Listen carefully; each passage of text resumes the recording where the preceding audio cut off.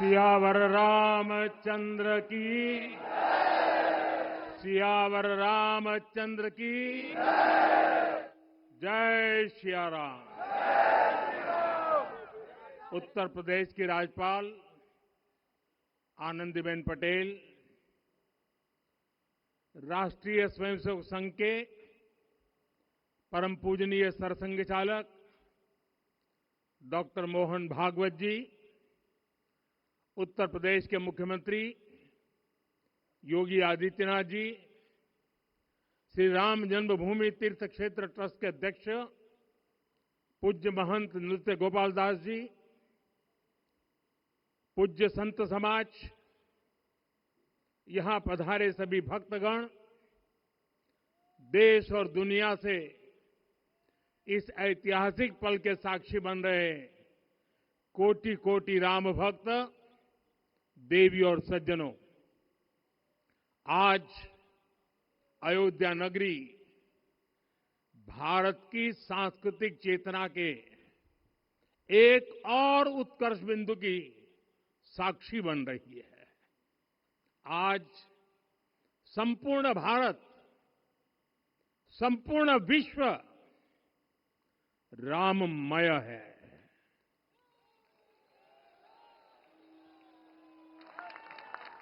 हर राम भक्त के हृदय में अद्वितीय संतोष है, असीम कृतज्ञता है, अपार अलौकिक आनंद है। सदियों के घाव भर रहे हैं, सदियों की वेदना आज विराम पा रही है।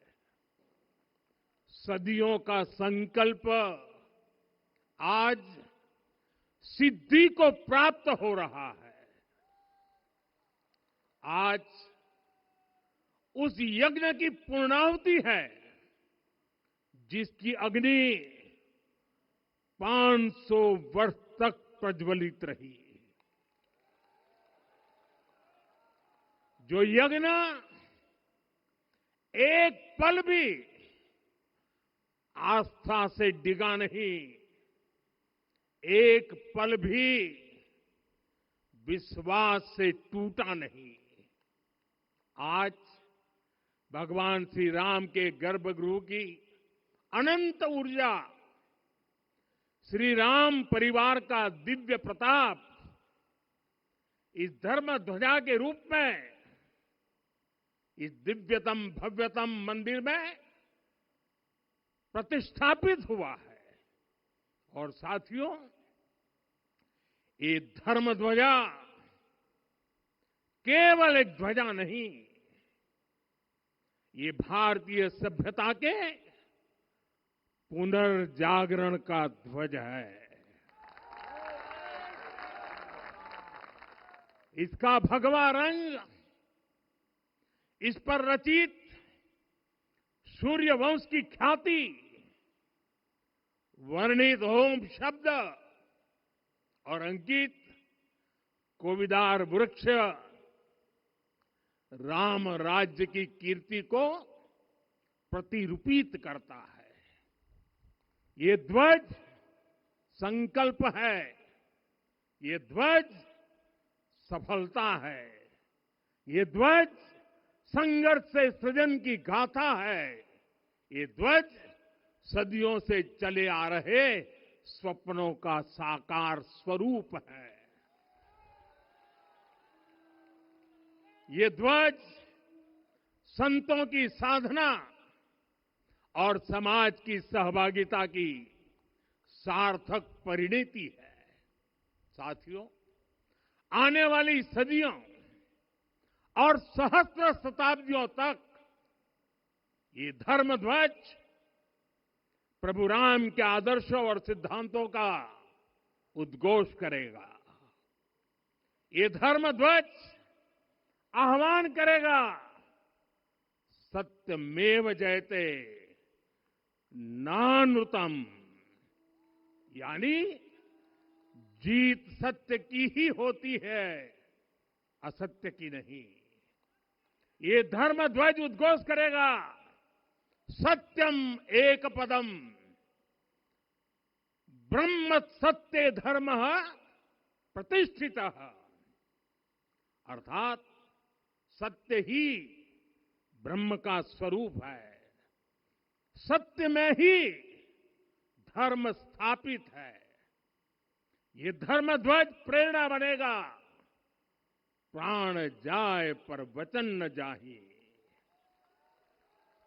अर्थात जो कहा जाए वही किया जाए। ये धर्म ध्वज संदेश देगा, कर्म प्रधान विश्व रची राखा, अर्थात विश्व में कर्म और कर्तव्य की प्रधानता हो। ये धर्म ध्वज कामना करेगा, बैर न विग्रह आस न त्रासा, सुखमय ताहि सदा सब आशा, यानी भेदभाव, पीड़ा, परेशानी से मुक्ति, समाज में शांति और सुख हो। ये धर्म ध्वज हमें संकल्पित करेगा, नहीं दरिद्र कोउ दुखी न दीना, यानी हम ऐसा समाज बनाएं जहां गरीबी न हो, कोई दुखी या लाचार न हो। साथियों, हमारे ग्रंथों में कहा गया है, आरोपितम ध्वजम दृष्ट्वा, ये अभिनंदनित धार्मिकाः ते अपि सर्वे प्रमुच्यते महापातक कोटिभिः, यानी जो लोग किसी कारण मंदिर नहीं आ पाते और दूर से मंदिर के ध्वज को प्रणाम कर लेते हैं, उन्हें भी उतना ही पुण्य मिल जाता है। साथियों, ये धर्म ध्वज भी इस मंदिर के ध्येय का प्रतीक है। ये ध्वज दूर से ही रामलला की जन्मभूमि के दर्शन कराएगा और युगों युगों तक प्रभु श्री राम के आदेशों और प्रेरणाओं को मानव मात्र तक पहुंचाएगा। साथियों, मैं संपूर्ण विश्व के करोड़ों राम भक्तों को इस अविस्मरणीय क्षण की, इस अद्वितीय अवसर की हार्दिक शुभकामनाएं देता हूं। मैं आज उन सभी भक्तों को भी प्रणाम करता हूं, हर उस दानवीर का भी आभार व्यक्त करता हूं जिसने राम मंदिर निर्माण के लिए अपना सहयोग दिया। मैं राम मंदिर के निर्माण से जुड़े हर श्रमवीर, हर कारीगर, हर योजनाकार, हर वास्तुकार, सभी का अभिनंदन करता हूं। साथियों, अयोध्या वह भूमि है जहां आदर्श आचरण में बदलते हैं। यही वह नगरी है जहां श्री राम ने अपना जीवन पथ शुरू किया था। इसी अयोध्या ने संसार को बताया कि एक व्यक्ति कैसे समाज की शक्ति से, उसके संस्कारों से पुरुषोत्तम बनता है। जब श्री राम अयोध्या से वनवास को गए तो वे युवराज राम थे, लेकिन जब लौटे तो मर्यादा पुरुषोत्तम बनकर के आए और उनके मर्यादा पुरुषोत्तम बनने में महर्षि वशिष्ठ का ज्ञान, महर्षि विश्वामित्र की दीक्षा, महर्षि अगस्त्य का मार्गदर्शन, निषाद राज की मित्रता, मां शबरी की ममता, भक्त हनुमान का समर्पण, इन सब की अनगिनत ऐसे लोगों की महत्वपूर्ण भूमिका रही है। साथियों, विकसित भारत बनाने के लिए भी समाज की इसी सामूहिक शक्ति की आवश्यकता है। मुझे बहुत खुशी है कि राम मंदिर का दिव्य प्रांगण भारत के सामूहिक सामर्थ्य की भी चेतना स्थली बन रहा है। यहां 7 मंदिर बने हैं। यहां माता शबरी का मंदिर बना है, जो जनजातीय समाज के प्रेम भाव और आतिथ्य परंपरा की प्रतिमूर्ति है। यहां निषादराज का मंदिर बना है। ये उस मित्रता का साक्षी है जो साधन नहीं, साध्य को, उसकी भावना को पूजती है। यहां एक ही स्थान पर माता अहिल्या है, महर्षि वाल्मीकि है, महर्षि वशिष्ठ है, महर्षि विश्वामित्र है, महर्षि अगस्त्य है और संत तुलसीदास है। रामलला के साथ साथ इन सभी ऋषियों के दर्शन भी यहीं पर होते हैं। यहां जटायु जी और गिलहरी की मूर्तियां भी है, जो बड़े संकल्पों की सिद्धि के लिए हर छोटे से छोटे प्रयास के महत्व को दिखाती है। मैं आज हर देशवासी से कहूंगा कि वो जब भी राम मंदिर आए तो सप्त मंदिर के दर्शन भी अवश्य करें। ये मंदिर हमारी आस्था के साथ साथ मित्रता, कर्तव्य और सामाजिक सद्भाव के मूल्यों को भी शक्ति देते हैं। साथियों, हम सब जानते हैं हमारे राम भेद से नहीं, भाव से जुड़ते हैं। उनके लिए व्यक्ति का कुल नहीं, उसकी भक्ति महत्वपूर्ण है। उन्हें वंश नहीं, मूल्य प्रिय है। उन्हें शक्ति नहीं, सहयोग महान लगता है। आज हम भी उसी भावना से आगे बढ़ रहे हैं। पिछले 11 वर्षों में महिला, दलित, पिछड़े, अति पिछड़े, आदिवासी, वंचित, किसान, श्रमिक, युवा, हर वर्ग को विकास के केंद्र में रखा गया है। जब देश का हर व्यक्ति, हर वर्ग, हर क्षेत्र सशक्त होगा, तब संकल्प की सिद्धि में सबका प्रयास लगेगा। और सबके प्रयास से ही 2047 जब देश आजादी के 100 साल मनाएगा, हमें 2047 तक विकसित भारत का निर्माण करना ही होगा। साथियों, रामलला की प्राण प्रतिष्ठा के ऐतिहासिक अवसर पर मैंने राम से राष्ट्र के संकल्प की चर्चा की थी। मैंने कहा था कि हमें आने वाले 1000 वर्षों के लिए भारत की नींव मजबूत करनी है। हमें याद रखना है, जो सिर्फ वर्तमान का सोचते हैं वो आने वाली पीढ़ियों के साथ अन्याय करते हैं। हमें वर्तमान के साथ साथ भावी पीढ़ियों के बारे में भी सोचना है, क्योंकि हम जब नहीं थे ये देश तब भी था, जब हम नहीं रहेंगे ये देश तब भी रहेगा।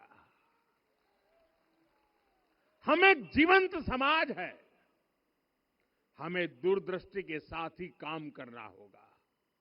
हमें आने वाले दशकों, आने वाली सदियों को ध्यान में रखना ही होगा। और साथियों, इसके लिए भी हमें प्रभु राम से सीखना होगा। हमें उनके व्यक्तित्व को समझना होगा। हमें उनके व्यवहार को आत्मसात करना होगा। हमें याद रखना होगा, राम यानी आदर्श, राम यानी मर्यादा, राम यानी जीवन का सर्वोच्च चरित्र, राम यानी सत्य और पराक्रम का संगम। दिव्य गुणे शक्र समो रामः सत्य पराक्रमः। राम यानी धर्म पथ पर चलने वाला व्यक्तित्व। रामः सत्पुरुषो लोके सत्यः सत्यपरायणः। राम यानी जनता के सुख को सर्वोपरि रखना। प्रजा सुखत्वे चंद्रस्य। राम यानी धर्म और क्षमा का दरिया। वसुधाया क्षमा गुणे है। राम यानी ज्ञान और विवेक की पराकाष्ठा। बुद्धया बृहस्पते तुल्य। राम यानी कोमलता में दृढ़ता। मृदु पूर्वज भाषते। राम यानी कृतज्ञता का सर्वोच्च उदाहरण। कदाचन नोपकारेण कृति नैकेन तुष्यति। राम यानी श्रेष्ठ संगति का चयन। शीला वृद्धे ज्ञान वृद्धे वयोवृद्धे च सज्जने। राम यानी विनम्रता में महाबल।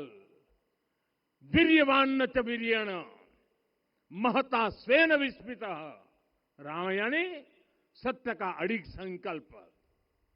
न च अनुत्र कथो विद्वान। राम यानी जागरूक, अनुशासित और निष्कपट मन। निस्तिंद्र अपम्रत च स्वदोष परदोषवित। साथियों, राम सिर्फ एक व्यक्ति नहीं, राम एक मूल्य है, एक मर्यादा है, एक दिशा है।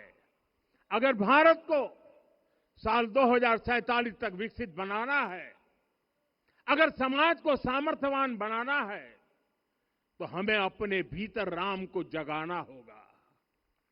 हमें अपने भीतर के राम की प्राण प्रतिष्ठा करनी होगी।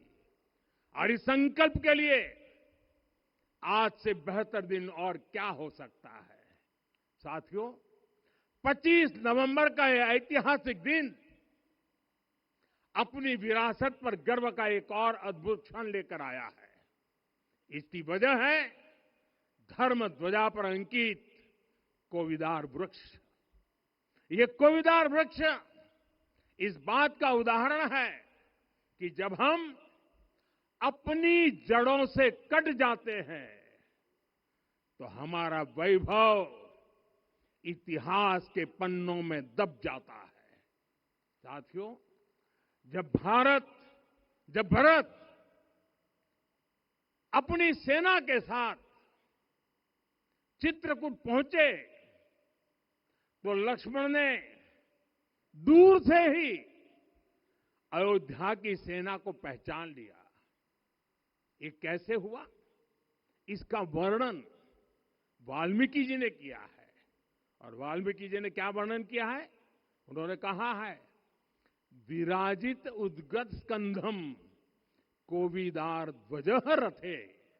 लक्ष्मण कहते हैं, राम, सामने जो तेजस्वी प्रकाश में विशाल वृक्ष जैसा ध्वज दिखाई दे रहा है, वही अयोध्या की सेना का ध्वज है। उस पर कोविदार का शुभ चिन्ह अंकित है।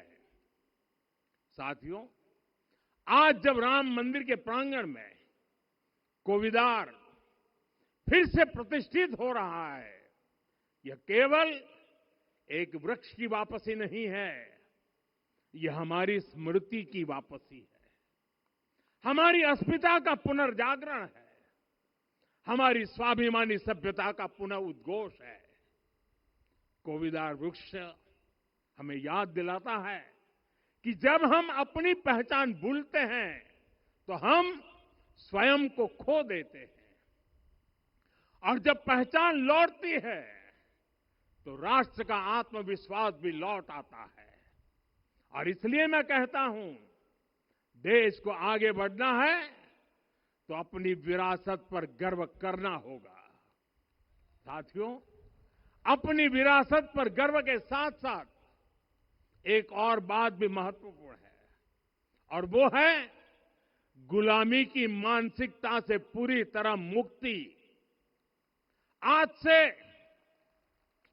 190 साल पहले 190 साल पहले साल 1835 में 1835 में मैकाले नाम के एक अंग्रेज ने भारत को अपनी जड़ों से उखाड़ने के बीज बोए थे। मैकाले ने भारत में मानसिक गुलामी की नींव रखी थी। 10 साल बाद यानी 2035 में उस अपवित्र घटना को 200 वर्ष पूरे हो रहे हैं। कुछ दिन पहले मैंने एक कार्यक्रम में आग्रह किया था कि हमें आने वाले 10 वर्षों तक उस 10 वर्षों का लक्ष्य लेकर चलना है कि भारत को गुलामी की मानसिकता से मुक्त करके रहेंगे। साथियों, सबसे बड़ा दुर्भाग्य यह है कि मैकाले ने जो कुछ सोचा था उसका प्रभाव कहीं व्यापक हुआ। हमें आजादी मिली, लेकिन हीन भावना से मुक्ति नहीं मिली। हमारे यहां एक विकार आ गया कि विदेश की हर चीज, हर व्यवस्था अच्छी है और जो हमारी अपनी चीजें हैं उनमें खोट ही खोट है। साथियों, गुलामी की यही मानसिकता है जिसने लगातार यह स्थापित किया। हमने विदेशों से लोकतंत्र लिया। कहा गया कि हमारा संविधान भी विदेश से प्रेरित है, जबकि सच ये है कि भारत लोकतंत्र की जननी है, मदर ऑफ डेमोक्रेसी है। लोकतंत्र हमारे डीएनए में है। साथियों, अगर आप तमिलनाडु जाएंगे तो तमिलनाडु के उत्तरी हिस्से में उत्तीर मेरूर गांव है। वहां हजारों वर्ष पहले का एक शिलालेख है। उसमें बताया गया है कि उस कालखंड में भी कैसे लोकतांत्रिक तरीके से शासन व्यवस्था चलती थी, लोग कैसे सरकार चुनते थे। लेकिन हमारे यहां तो मैग्ना कार्टा की प्रशंसा का ही चलन रहा। हमारे यहां भगवान बसवन्ना, उनके अनुभव मंटपा की जानकारी भी सीमित रखी गई। अनुभव मंटपा यानी जहां सामाजिक, धार्मिक और आर्थिक विषयों पर सार्वजनिक बहस होती थी, जहां सामूहिक सहमति से निर्णय लिए जाते थे। लेकिन गुलामी की मानसिकता के कारण इस भारत की कितनी ही पीढ़ियों को इस जानकारी से भी वंचित रखा गया। साथियों, हमारी व्यवस्था के हर कोने में गुलामी की इस मानसिकता ने डेरा डाला हुआ था। अब याद करिए, भारतीय नौसेना का ध्वज सदियों तक उस ध्वज पर ऐसे प्रतीक बने रहे जिनका हमारी सभ्यता, हमारी शक्ति, हमारी विरासत से कोई संबंध नहीं था। अब हमने नौसेना के ध्वज से गुलामी के हर प्रतीक को हटाया है। हमने छत्रपति शिवाजी महाराज की विरासत को स्थापित किया है। और ये सिर्फ एक डिजाइन में बदलाव नहीं हुआ, ये मानसिकता बदलने का क्षण था। ये वो घोषणा थी कि भारत अब अपनी शक्ति अपने प्रतीकों से परिभाषित करेगा, न कि किसी और की विरासत से। और साथियों, यही परिवर्तन आज अयोध्या में भी दिख रहा है। साथियों, ये गुलामी की मानसिकता ही है जिसने इतने वर्षों तक रामत्व को नकारा है। भगवान राम अपने आप में एक वैल्यू सिस्टम है। ओरछा के राजा राम से लेकर रामेश्वरम के भक्त राम तक और शबरी के प्रभु राम से लेकर मिथिला के पाहुन राम जी तक भारत के हर घर में, हर भारतीय के मन में और भारतवर्ष के हर कण कण में राम है। लेकिन गुलामी की मानसिकता इतनी हावी हो गई कि प्रभु राम को भी काल्पनिक घोषित किया जाने लगा। साथियों, अगर हम ठान ले अगले 10 साल में मानसिक गुलामी से पूरी तरह मुक्ति पा लेंगे और तब जाकर के ऐसी ज्वाला प्रज्वलित होगी, ऐसा आत्मविश्वास बढ़ेगा कि 2047 तक विकसित भारत का सपना पूरा होने से भारत को कोई रोक नहीं पाएगा। आने वाले 1000 वर्ष के लिए भारत की नींव तभी सशक्त होगी जब मैकाले की गुलामी के प्रोजेक्ट को हम अगले 10 साल में पूरी तरह ध्वस्त करके दिखा देंगे। साथियों, अयोध्या धाम में रामलला का मंदिर परिसर भव्य से भव्यतम हो रहा है और साथ ही अयोध्या को संवारने का काम लगातार जारी है।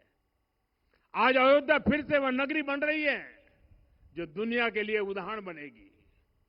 त्रेता युग की अयोध्या ने मानवता को नीति दी। 21वीं सदी की अयोध्या मानवता को विकास का नया मॉडल दे रही है। तब अयोध्या मर्यादा का केंद्र थी, अब अयोध्या विकसित भारत का मेरुदंड बनकर उभर रही है। साथियों, भविष्य की अयोध्या में पौराणिकता और नूतनता का संगम होगा। सरयू जी की अमृत धारा और विकास की धारा एक साथ बहेगी। यहां आध्यात्म और आर्टिफिशियल इंटेलिजेंस दोनों का तालमेल दिखेगा। राम पथ, भक्ति पथ और जन्मभूमि पथ से नई अयोध्या के दर्शन होते हैं। अयोध्या में भव्य एयरपोर्ट है। अयोध्या में आज शानदार रेलवे स्टेशन है। वंदे भारत और अमृत भारत एक्सप्रेस जैसी ट्रेनें अयोध्या को बाकी देश से जोड़ रही हैं। अयोध्या वासियों को सुविधाएं मिले, उनके जीवन में समृद्धि आए, इसके लिए निरंतर काम चल रहा है। साथियों, जब से प्राण प्रतिष्ठा हुई है तब से लेकर आज तक करीब 45 करोड़ श्रद्धालु यहां दर्शन के लिए आ चुके हैं। ये वो पवित्र भूमि है जहां 45 करोड़ लोगों के चरण रज पड़े हैं और इससे अयोध्या और आसपास के लोगों की आय में आर्थिक परिवर्तन आया है, वृद्धि हुई है। कभी अयोध्या विकास के पैमानों में बहुत पीछे थी, आज अयोध्या नगरी यूपी के अग्रणी शहरों में से एक बन रही है। साथियों, 21वीं सदी का आने वाला समय बहुत महत्वपूर्ण है। आजादी के बाद के 70 साल में भारत विश्व की 11वीं सबसे बड़ी अर्थव्यवस्था बना। 70 साल में 11वीं। लेकिन पिछले 11 साल में ही भारत विश्व की 5वीं सबसे बड़ी अर्थव्यवस्था बन चुका है। और वो दिन दूर नहीं जब भारत विश्व की 3री सबसे बड़ी अर्थव्यवस्था भी बन जाएगा। आने वाला समय नए अवसरों का है, नई संभावनाओं का है और इस अहम कालखंड में भी भगवान राम के विचार ही हमारी प्रेरणा बनेंगे। जब श्री राम के सामने रावण विजय जैसा विशाल लक्ष्य था, तब उन्होंने कहा था, सौरज धीरज ते ही रथ चाका, सत्यशील दृढ़ ध्वज पताका, बल विवेक दम परहित गोरे, क्षमा कृपा समता रजु जोरे। यानी रावण पर विजय पाने के लिए जो रथ चाहिए, शौर्य और धैर्य उसके पहिए हैं, उसकी ध्वजा सत्य और अच्छे आचरण की है, बल विवेक संयम और परोपकार इस रथ के घोड़े हैं, लगाम के रूप में क्षमा दया और समता है जो रथ को सही दिशा में रखते हैं। साथियों, विकसित भारत की यात्रा को गति देने के लिए ऐसा ही रथ चाहिए, ऐसा रथ जिसके पहिए शौर्य और धैर्य हो, यानी चुनौतियों से टकराने का साहस भी हो और परिणाम आने तक दृढ़ता से डटे रहने का धैर्य भी हो। ऐसा रथ जिसकी ध्वजा सत्य और सर्वोच्च आचरण हो, यानी नीति नियत और नैतिकता से समझौता कभी न हो। ऐसा रथ जिसके घोड़े बल विवेक संयम और परोपकार हो, यानी शक्ति भी हो बुद्धि भी हो अनुशासन भी हो और दूसरों के हित का भाव भी हो। ऐसा रथ जिसकी लगाम क्षमा करुणा और संभाव हो, यानी जहां सफलता का अहंकार नहीं और असफलता में भी दूसरों के प्रति सम्मान बना रहे। और इसलिए मैं आदरपूर्वक कहता हूं, ये पल कंधे से कंधा मिलाने का है, ये पल गति बढ़ाने का है। हमें वो भारत बनाना है जो राम राज्य से प्रेरित हो, और ये तभी संभव है जब स्वयं हित से पहले देश हित होगा, जब राष्ट्र हित सर्वोपरि रहेगा। एक बार फिर आप सभी को बहुत बहुत शुभकामनाएं देता हूं। जय सिया राम, जय सिया राम, जय सिया राम।